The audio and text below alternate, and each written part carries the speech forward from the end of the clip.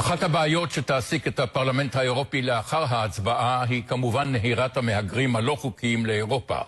כנס השמרנות בישראל שהתקיים באחרונה בירושלים נדרש לנושא הזה כאשר אירח את הפרשן הבריטי השמרן דגלאס מארי. מארי כתב את הספר המוות המוזר של אירופה, שנושאו סוגיית המהגרים הבלתי חוקיים. הספר בתרגומו לעברית יצא לאור בהוצאת שיבולת. המחבר מצביע על השינויים לרעה, השינויים הרדיקליים שמתחוללים באירופה עקב נהירת הפליטים. כך הוא טוען לא רק בספרו, גם בשיחה שקיימתי עמו. That a lot of people, in particular NGOs, deliberately make migrants into refugees. It is not the case that people coming into Europe in recent years are refugees, not the majority. They are not refugees? No, they're migrants. Most people, even the EU's Frontex border agency admits now that of the people who came in 2015, at least 60%, 60%, had no more right to be in Europe than anyone else in the rest of the world. These are people fleeing often, always, bad economic situations. I don't deny that at all. But that is different from being a refugee. And I am amazed at the way in which NGOs and some government officials and many politicians deliberately pretend that migrants and refugees are the same thing. Why are they doing it? Why they change the language, the terms, so to speak? Well, one is that they're not politically capable of sustaining the difference between the law and illegality. I mean, let me give you the other one that happens. As well as migrant, refugee, we have legal and illegal, as if there is very little difference between them. The difference is everything. It's the law.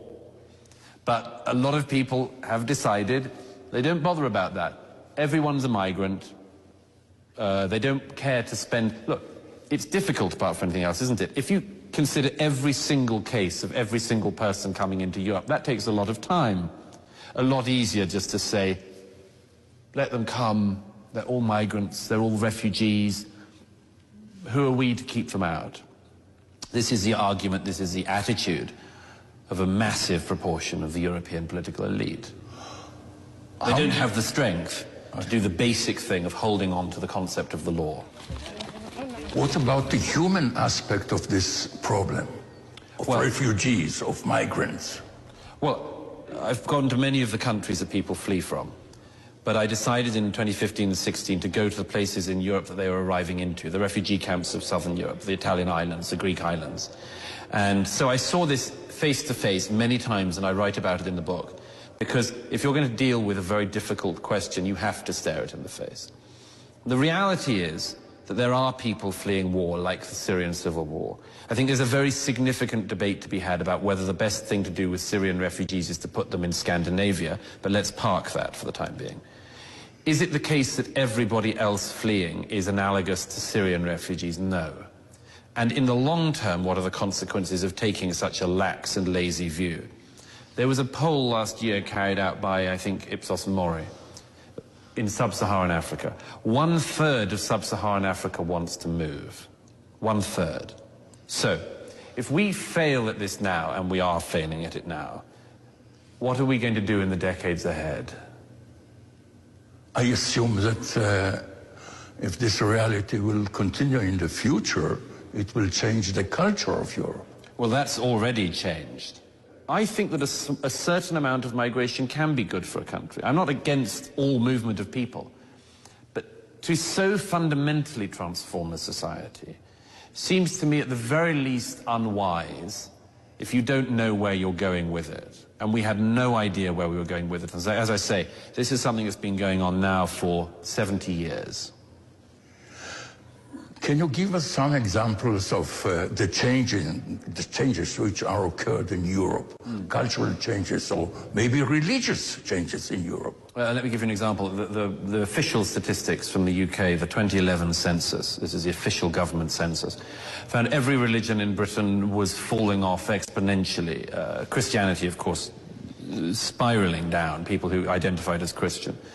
The number of people in the UK identified as Muslim doubled in that decade, and it's predicted to double in the decade that we're in. So that's a very significant change. It's a very significant change. let me give you one other from that census, the official census in the UK. People who identified as white British, that's the words of the census, not mine. People who identified as white British were a minority in 23 out of 33 London boroughs. So they were a minority in London. All societies in Western Europe, Eastern Europe is different for all sorts of reasons, but all societies in Western Europe are trying to cope with the fact that the world has come into us. And our answer to this is to come up with a self-definition which is alarmingly shallow, but very, very wide, because we're trying to encompass the world. And let me give you an example of that. In my grandparents' generation in the UK, if you said, what is it to be British? It wasn't a hard question to answer. It's a set of institutions which mirror the public back to the institutions. So you have the monarchy, parliament, the law, the church, the great schools and the great universities. These were what the army, the armed forces, the public schools, all sorts of things. You knew what Britain was. If you say now, what is it to be British? It's like putting somebody on a psychiatrist's couch and giving them a nervous breakdown. People say things like, this is what our politicians say, they say things like, Britishness is about being nice. Well, everybody thinks they're nice. I'm sure the mullahs in Tehran think they're nice. I bet the Saudis think they're nice. It's an incredibly bland and vague aspiration for national culture. But we do that because we're trying to keep everyone on board, because what are the options otherwise? I assume, Mr. Máry, that you support the policy of President Trump. Maybe which one? Good question. Or you support maybe the approach of the Israeli government. Both these bodies build walls along the international borders. Do you support this solution? Well, I think walls are a perfectly reasonable answer if you've got a migration problem, yes. We live in an era of very odd sloganeering. One of the slogans I hear most is people who say, build bridges, not walls. They should come to my home city of London, where all of our bridges are now covered in walls. They're covered in walls because 2 years ago now, twice, people who should not have been in Britain decided to drive cars into the general public on our bridges, Westminster Bridge and then London Bridge. So I like to say it's not an either-or with walls and bridges, is it? If you are unwise about your borders, if you're lax about your borders, you will have all sorts of problems internally. So I don't regard walls as being these wicked, terrible, unnatural things that they're now presented as. They've done a lot of good historically. Have they done harm sometimes? Yes. But everything's done harm sometimes. I think that some people, some intellectuals, if I'm not mistaken, will blame you for racist approach. Sure. Whenever you vote for the wrong party in Europe, you're called a racist. Which party is the wrong party?